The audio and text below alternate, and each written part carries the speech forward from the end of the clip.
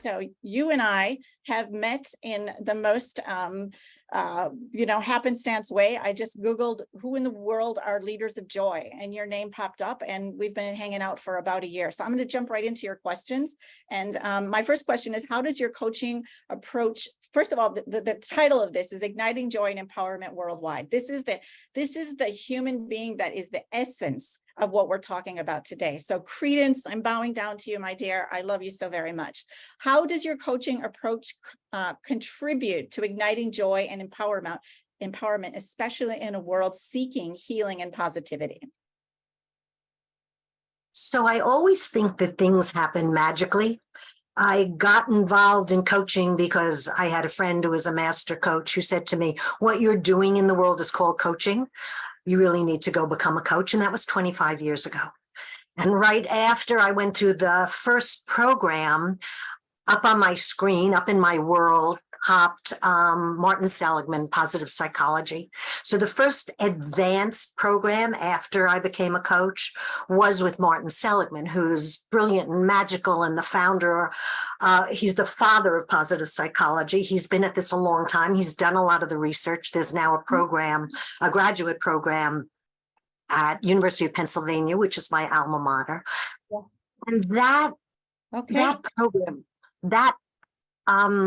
his mission, his vision, his scientific look at how do we move. And he started with the word happiness and then expanded it because happiness didn't cut it. It wasn't what he was looking for. He talked about living a fulfilling life.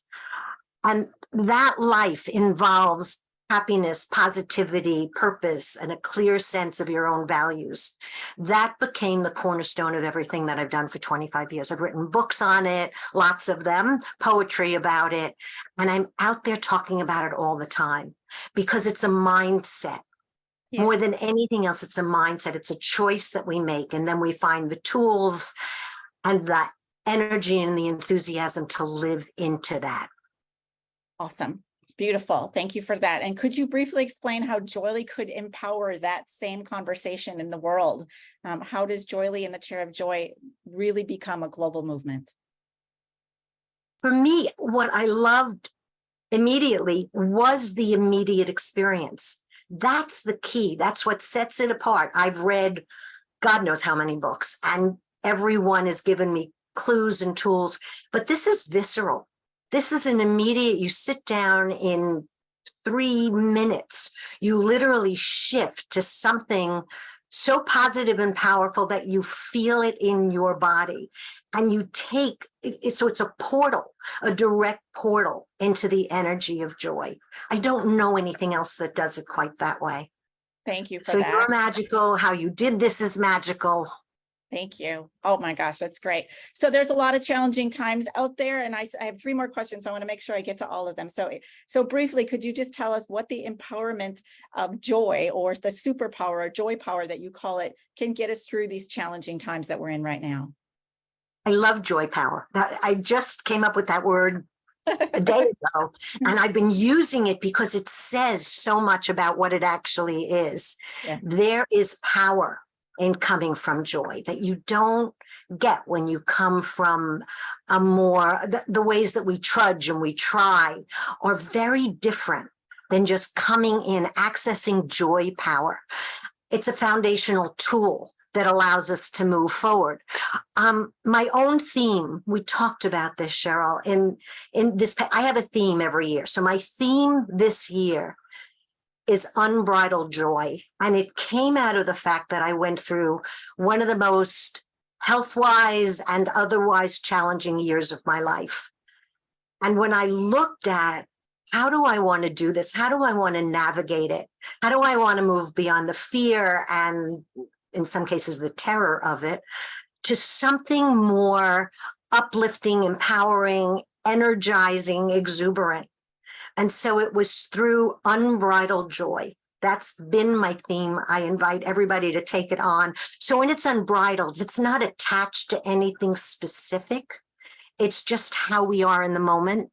It's not reined in. It's where we actually allow it to show up in the midst of all the negative stories that are all around us.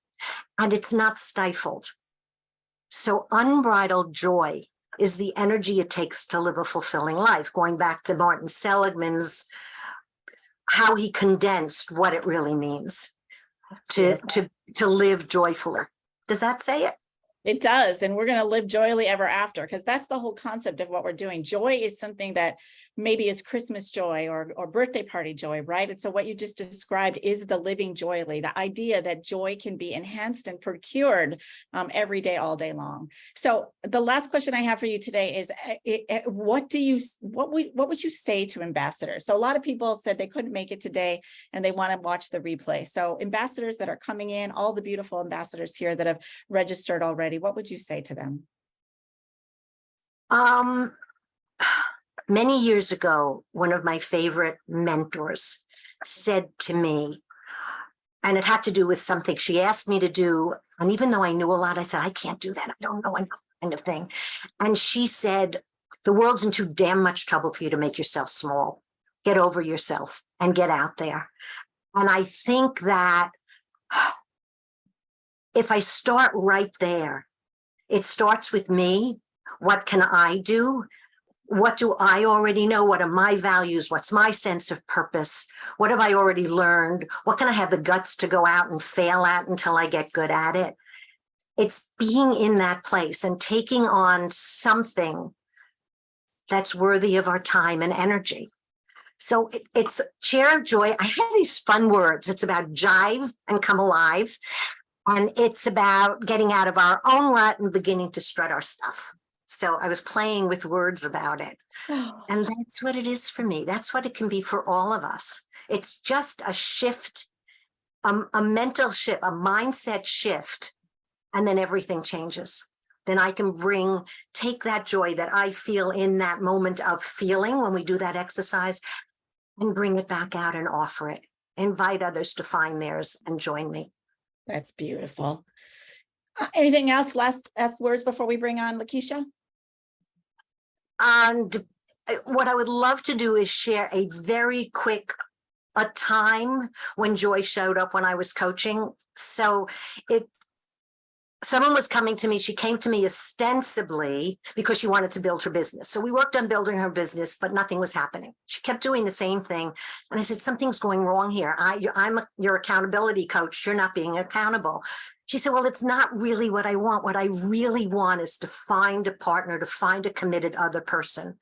And I said, so what are you doing about that? And she said, nothing. I'm too busy with my business. I said, she said, and I hate date bars and I hate this and I hate that. And I don't want to do it that way. I said, what do you love? She said, I love fishing. I said, perfect. Go fishing. You'll meet somebody. She went fishing. She met somebody. Yes. That's where it happens. That's exactly right. Yes, and there are so many magical stories like that in our universe, and I'm so glad you are bringing more and more to them. And as we hang out together in this ambassadorship and bring more of those on, we are going to collect enough for many, many books for so many years. So thank you very much, everybody. Give it up for Coach Minx. She's